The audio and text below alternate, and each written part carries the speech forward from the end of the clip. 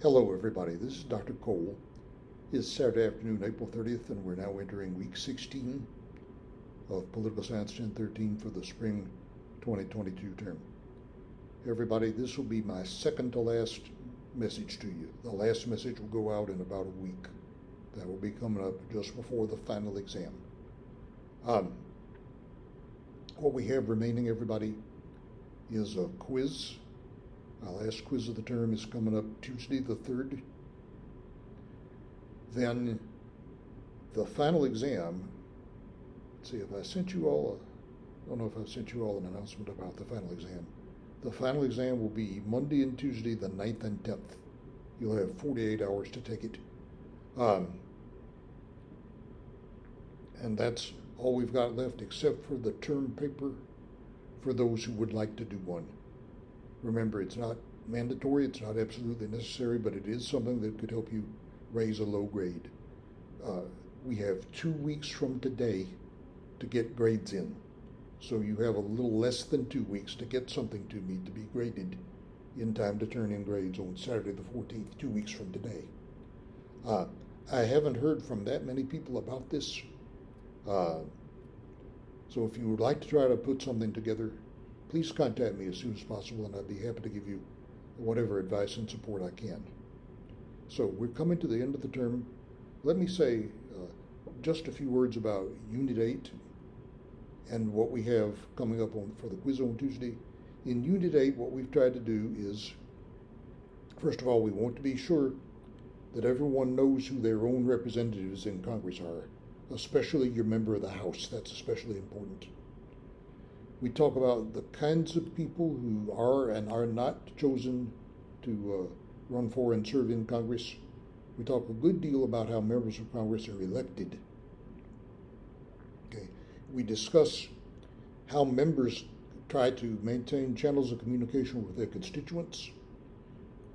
And we draw on the contributions of political scientist Richard Fenno to talk about the career cycle of a member of Congress from beginning to end, and what decisions members have to make and what can happen to bring a member's career to an end.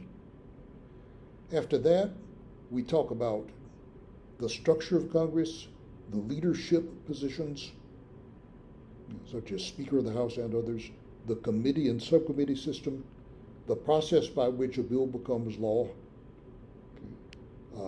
special cases of bills of common law, such as the budget, which has to be passed every year, but very often has been delayed over the past couple of decades. And we talk about Edmund Burke's views from over 200 years ago in Great Britain about whether the representative ought to look at him or herself as a trustee or a delegate. And then after that, we have some remarks to wind up the course as a whole. Right? Now, looking at your quiz, we had a discussion last week about Senator Manchin, and Senator Manchin represents kind of a throwback. He is a Democrat, but relatively conservative, and that's posed a problem for the Democrats because the Senate is divided 50-50. And so they cannot get legislation passed unless they have all 50 senators on board, if it's a straight party line vote, and then Vice President Kamala Harris would be able to cast the tie-breaking vote. But Senator Manchin, along with Senator Sinema of Arizona, often are not on board. And that is why the president hasn't been able to get through Congress his so-called Build Back Better bill, a big spending bill with some new initiatives for the climate and also in the area of social benefit programs that they haven't been able to get passed so far. And many people give credit or blame for that to Senator Manchin. Well, that's illustrative of some problems that have arisen, at least in some people's eyes, over the past couple of decades in Congress. Now, for your quiz Tuesday, you have 3 things to look at. One is from the Pew Research Center, a sort of a think tank, and it discusses the issue of polarization in Congress. The idea that there's very little overlap anymore between the views of Republicans and Democrats in Congress, with Senator Manchin perhaps being one of the few exceptions to that, a Democrat who's relatively conservative. This makes it difficult for them to come to agreement about what ought to be done in legislation, uh, uh, especially if they are as evenly divided as they are right now in the wake of the 2020 election. You have an article that goes further by Ms. Grace Seegers discussing the difficulties that the Democrats are having getting any legislation passed.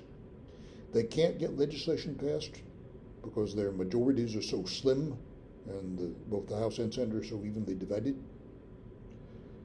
Then what happens is Democratic members of Congress begin to pressure the administration to take executive action to try to do some of the things that Congress might have done by legislation but was not able to do.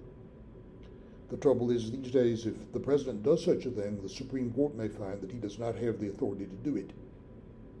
That pushes it back on Congress to try to pass legislation, but Congress very often is too evenly divided to pass legislation, even on matters that you might think are urgent.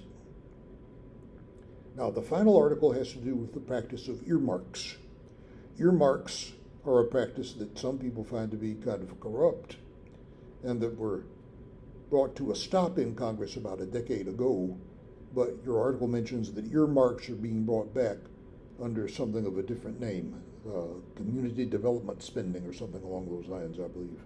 It simply refers to the idea that a member of Congress gets a spending item inserted into legislation to benefit that member's own congressional district or state, so that that member can take credit for that spending that's been inserted in the legislation. That's a practice that was stopped for about a decade and has now been brought back for, among other reasons, because of the idea that they feel it greases the wheels of Congress and may make deal making a little easier for the sake of getting legislation passed. All right then, that is what you'll be looking at for the quiz on Tuesday, our last quiz of the term. 10 true false items on those 3 articles to look at about Congress. All right, and that will be it for the term, except for your term paper and the final exam. We'll be getting out an announcement about the final exam. I'm pretty sure it will be scheduled for the 9th and 10th. And then all we'll have to do is get papers in, marked and graded for those of you who are going to submit a term paper for the sake of getting grades in by 2 weeks from today, Saturday, May 14th.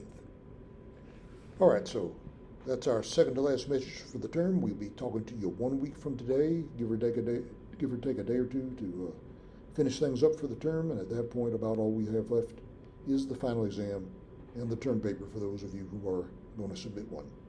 So please contact me if I can help you with anything through the course website or at david.cole@opsu.edu, and we'll talk to you one last time 1 week from now, give or take a day or two. Take it easy, study hard, good luck on that quiz.